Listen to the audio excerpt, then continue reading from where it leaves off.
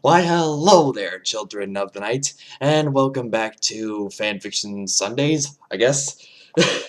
Now, I guess you're probably wondering why I didn't post it, complete Undertale week on Saturday, but well, mostly, on Saturday, when I realized that I had to do it, I was like, do I really have to do this?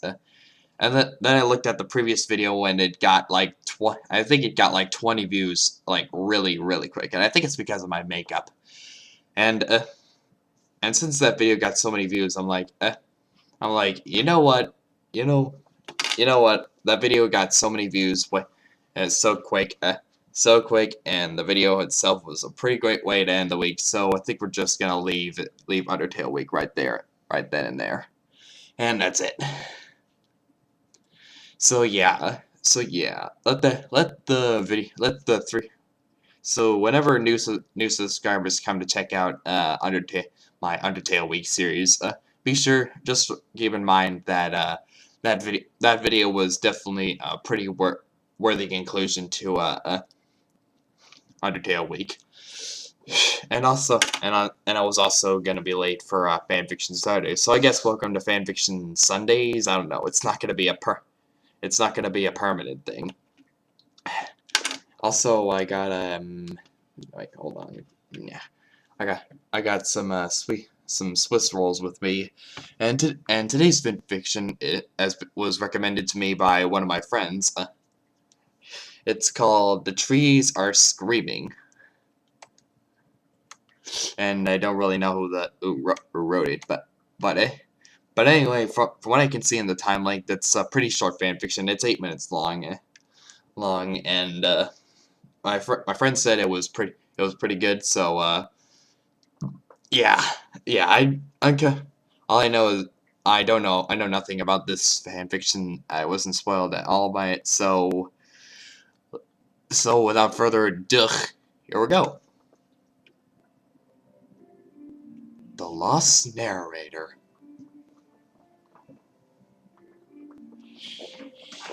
June 26th. Dear Diary, hello.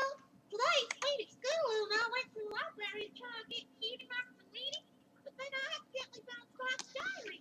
And, well, I never realized he don't know way about rarity, but it gave me the great idea to start a diary on my own. I may not get a Cutie Mark for journalism, but maybe I can get one for journaling. June 27th. Dear Diary, I told School Will about my idea, but she said diaries were lame. I still think it's a good idea, though. We were gonna try to be Cutie Mark Crusader deep sea divers today, but we don't live anywhere near the sea, so we have to use the lake. We borrowed some gear from Pinkie Pie, but it was really big and heavy, so we ended up too exhausted from carrying it to swim. So we stashed it nearby, and we're gonna try again tomorrow. June 28th. Dear Diary, today the Crusaders and I tried diving again. The stuff was where we left it. It took a while to get it all on, but it was worth it. We got to swim with the turtles, and there were these pretty fish all around us. It was amazing. Still no Cutie Mark, though. Anyway, since I live closest to the lake, the girls got to come over for dinner. Granny Smith even baked one of her world-famous apple pies. After the girls went home, I was gonna go to bed, but I noticed that Winona was acting really weird. She had her ears back like she was afraid of something, and she kept barking at nothing. I couldn't see anything out there. I wonder what was wrong. It's trees. June 30th. Dear Diary, sorry for not writing. I've just been busy. Winona went missing, and we spent all of yesterday looking for her, but we never found her. Granny said she probably just ran off and that she'll be back the next day, but it's been a day and she's still gone. It just doesn't like Winona to run off. I miss her. July 1st. Dear Diary, today I'm writing you from the Crusader Clubhouse. We were going to formally make our plans for the day when suddenly this huge storm came out of nowhere. say it was raining cats and dogs. Winona still hasn't come back yet. But anyway, we didn't want to go out in the rain, so we decided to stay here and wait it out. But I was bored, so I decided to write to you. Scoops and Sweetie Belle are playing a game called Fish, and I get to play the winner.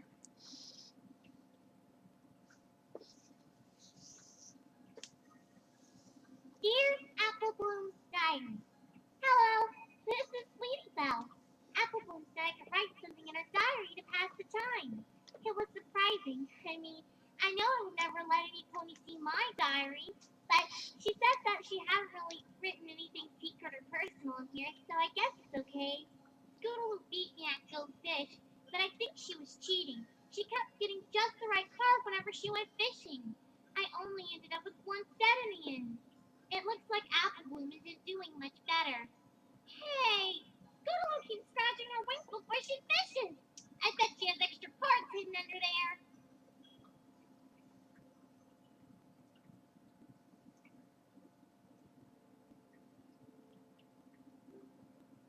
Dear Dad, sorry to bother you again. The storm still hasn't stopped. Sweetie and Scoops are arguing about something. Did something just move out there? July 2nd. Dear Dad, so eventually the storm passed, but it had gotten late, so we just ended up going home afterwards. Still no sign of Winona. Anyway, I went back to the courthouse today.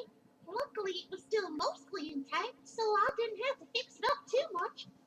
But I kept thinking I saw things moving out of the corner of my eye, and it kept felt like I was being watched. But no pony was there. Hey, maybe it was Winona. July 3rd.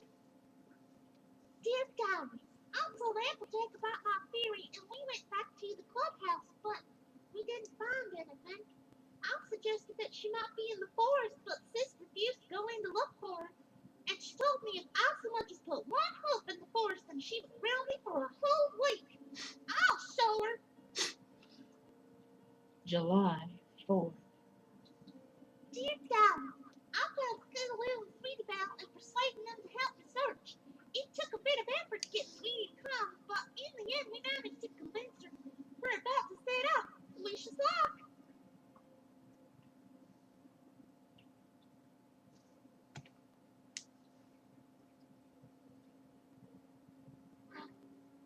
Celestia, help me. I've got away. I'm the only one left, and the others are dead. I'm hiding in a cave I found.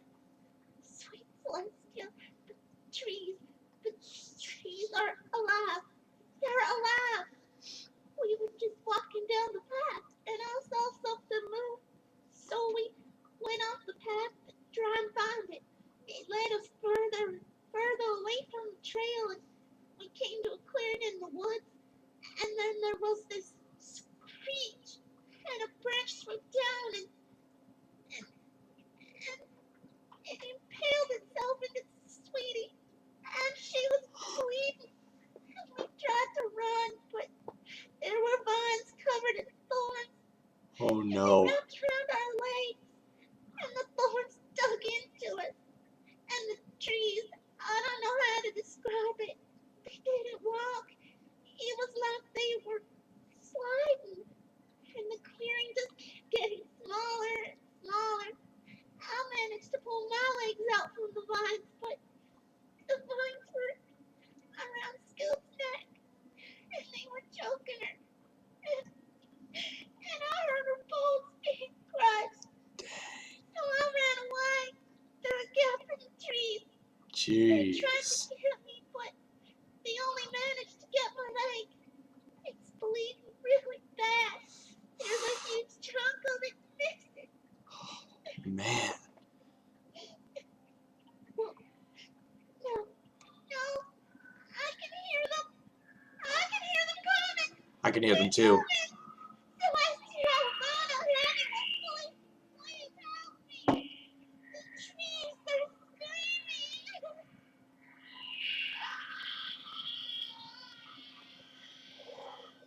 Man.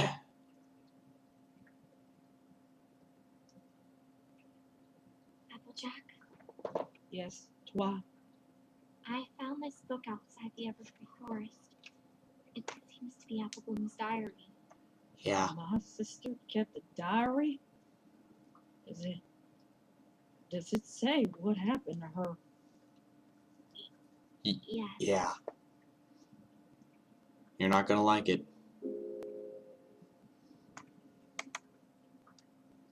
I knew it. I knew it. I knew it was Magpie Pony that did the voice for it. Man. Oh. This was really, really good. I mean, at the beginning it starts off pretty cute and innocent, but later on they actually start foreshadowing the fact that about the trees, and they did a and in my opinion they did oh reluctant Brohoof.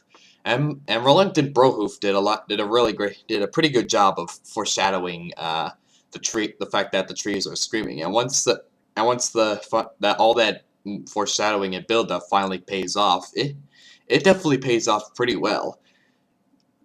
Uh, wait, wait, what's the best word to describe? What's the best word to describe the payoff? It will. I don't.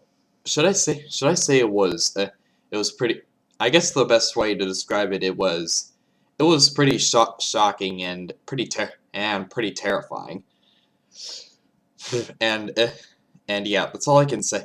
It was pretty shocking and terrifying to see the Cutie Mark Crusaders destroy with it or killed with it within that instant. And on top of that, you don't even get to see what happens to the Scootaloo and Sweetie Belle, or even Apple Bloom. Wait, you do get to see what happens to Scootaloo and Sweetie Belle, but you don't get to see what happens to Apple Bloom. So it's mostly left up to the reader to interpret what happened to her. But I have two interpretations, two of them. One is that her curiosity got the best of her, and she went nah nah this one seems the most unlikely, but her curiosity got the best of her. She went back outside to make sure that the trees weren't screaming because were asleep, because the trees stopped screaming at one point. She tried to go away, but then she got killed as well. That, or she died from blood loss. And the other one is she probably is that she was probably stuck in that cave for so long that she went insane, and never came back, and the only thing left behind was her diary. I'm going with the second interpretation because that one seems the most likely, even though the first one is quite plausible. So yeah,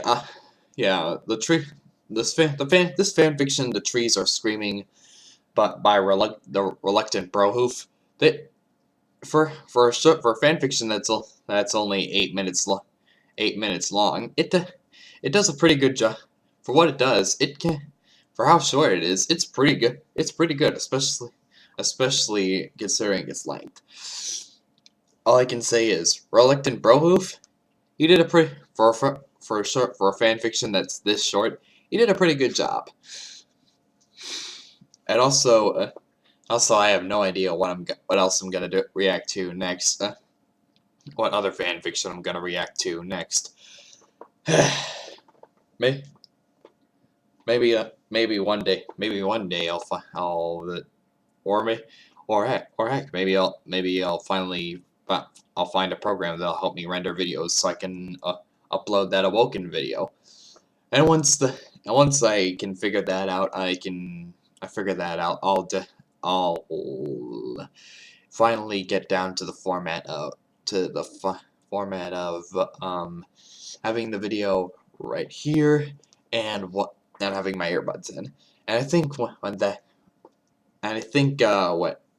when I finally do have a program that can render videos, I think I'll probably do I think then only then will I be ready to tackle a puppet to her fame because I think Joltster 225 456. I think that were his numbers. Did a part reaction to that fan fiction quite a while ago. So and that's yeah, and since he reacted to it, I was like, and since it was on the WatchPony.com's top 10 MLP creepypastas, that gave me the idea that hey, maybe I should do this one day. And yeah, I'm probably gonna do it when I can render videos. But for now, we're just gonna have to tackle a bunch of fan fictions that I find over the weekend. But anyway, this has been Eccentric. This fanfiction was great. This fanfiction was great, like I said. And this has been Eccentric Emolga, and The Trees Are Screaming, written by the Reluctant Brohoof. Stay smiling, party on, and peace.